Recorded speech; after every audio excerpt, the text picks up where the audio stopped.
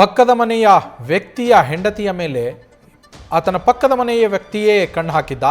ಮಹಿಳೆಯನ್ನ ಹಿಂಬದಿಯಿಂದ ತಬ್ಬಿದ್ದ. ನೀಚನ ಹೆಸರು ಪುಟ್ಟರಾಜ ಅಂತೇಳಿ. ಈ ಪುಟ್ಟರಾಜ ತನ್ನ ಪಕ್ಕದ ಮನೆಯ ವ್ಯಕ್ತಿಯ ಹೆಂಡತಿಯ ಮೇಲೆ ಕಣ್ಣು ಹಾಕಿ ಆಕೆಯನ್ನ ಹಿಂಬದಿಯಿಂದ ತಬ್ಬಿದ್ದ. ಇದನ್ನ ಪ್ರಶ್ನೆ ಮಾಡಿದ್ದಕ್ಕೆ ಮಹಿಳೆಯ ಪತಿಯ ಮೇಲೆಯೇ ಹಲ್ಲೆಯನ್ನ ಮಾಡಿದ್ದಾನೆ. ಮಚ್ಚು ಹಾಗೆ ದೋಸೆಯ ತವಾದಿಂದ ಹಲ್ಲೆ ಮಾಡಿದ್ದಾನೆ ಪುಟ್ಟರಾಜ.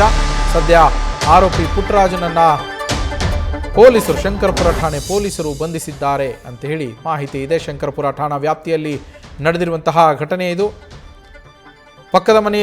ಅಕ್ಕಪಕ್ಕದ ಮನೆಯಲ್ಲಿ ವಾಸಿಸ್ತಾ ಇದ್ರು ಪುಟ್ಟರಾಜು ಮತ್ತು ಸಂತ್ರಸ್ತ ಕುಟುಂಬ.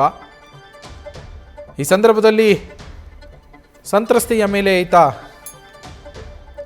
ಅಟ್ಯಾಕ್ ಮಾಡಿದ್ದಾನೆ. ಹಿಂದಿನಿಂದ ಹೋಗಿ ತಬ್ಬಿದ್ದಾನೆ. ಬೆಂಗಳೂರಿನ ಶಂಕರಪುರದಲ್ಲಿ ವಾಸವಿದ್ರು ಈ ದಂಪತಿ.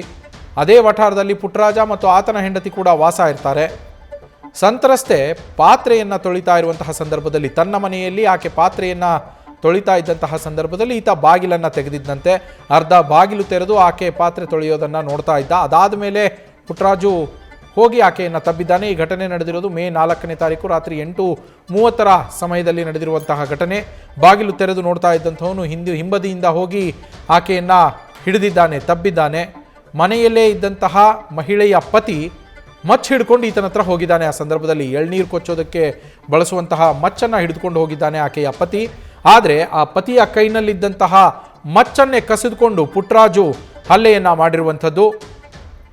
ಪತಿಯ ಕೈನಿಂದ ಮಚ್ಚನ್ನು ಕಸಿಕೊಂಡು ಆತನ ಮೇಲೆಯೇ ಹಲ್ಲೆಯನ್ನು ಮಾಡಿದ್ದಾನೆ. ಅದಾದ ಮೇಲೆ ಅಲ್ಲೇ ಇದ್ದಂತಹ ದೋಸೆ ತವಾನ ತಗೊಂಡು ಅದರಿಂದ ಕೂಡ ಹಲ್ಲೆಯನ್ನು ಮಾಡಿದ್ದಾನೆ. 2 ತಿಂಗಳ ಹಿಂದೆ ಕೂಡ ಇದೇ ರೀತಿಯಾಗಿ ವರ್ತನೆಯನ್ನು ತೋರಿಸಿದ್ದಂತೆ ಈ ಪುಟ್ಟರಾಜು. ಹೀಗಂತ ಸಂತ್ರಸ್ತ ಕುಟುಂಬ ಮಾಡ್ತಾ ಇರುವಂತಹ ಆರೋಪ. ಶಂಕರಪುರ ಠಾಣೆಗೆ ದೂರನ್ನು ನೀಡಿದ್ದಾರೆ ಸದ್ಯ ಸಂತ್ರಸ್ತೆಯ ಪತಿ. ಆರೋಪಿ ಪುಟ್ಟರಾಜನನ್ನ ಪೊಲೀಸರು ಬಂಧಿಸಿದ್ದಾರೆ.